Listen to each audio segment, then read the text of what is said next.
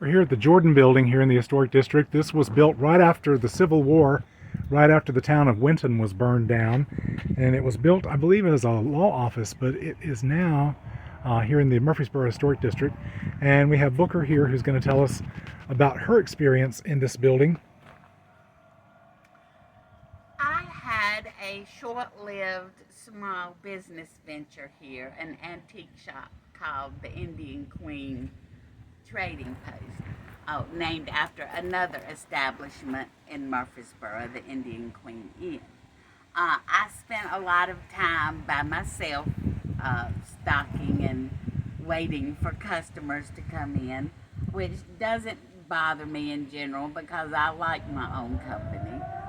But one day here, I had walked across the building, and there is a second set of windows further past the front of the building, and something caught my attention out of the corner of my eye, and I turned my head quickly, and there was a gentleman standing there.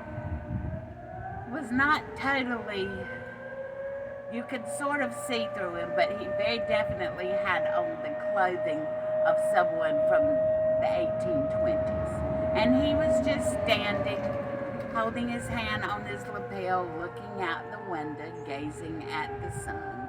I remember the sun was coming through that window at the time, so I stood there for a moment to make sure that I was actually seeing what I thought I was seeing, and then he just sort of dissipated. We are here at the Old Mill Girls, a beautiful store here in Murfreesboro, and we've got Jerry Baum, who is the store owner, and she is from Murfreesboro, and she's going to tell us a story about when she owned a gift shop in the Jordan Building. Last year we opened the Old Mill Girls in June, back in the Jordan Building, and I had someone that was from Murfreesboro to tell me she used to have a gift shop in there, antique furniture, and she asked me when she came in the shop one day, she said, "Have you seen the ghost in here yet?"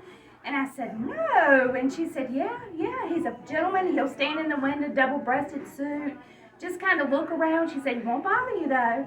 So one afternoon, my husband and I were in the back room. Nobody was in there. Occasionally during the week, you would hear what sounded like somebody come in the front door. You go check, and there was nothing there. Never had anybody to bother me. Was in there by myself numerous times, but on that afternoon when him and I were in the back, we were joking with each other, and I said, "If you don't hurry up and get to building some stuff, I'm gonna spank you or whatever." And he goes, "Okay, well, I'm gonna go home then, and I'm not gonna build anything else for you." So he goes to go out, and I had a cabinet outside of the workroom. I had candles that were piled up on the workroom, on the bench that was outside the workroom. And when he goes to walk by that cabinet, one of the candles just automatically just flies off the shelf. It didn't drop off the shelf, it just flew off the shelf.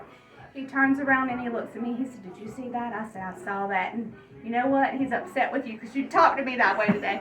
But never was I ever bothered. It was just the things of hearing things and that candle falling off that shelf. Great. Thank you so much for Thank telling you. the story.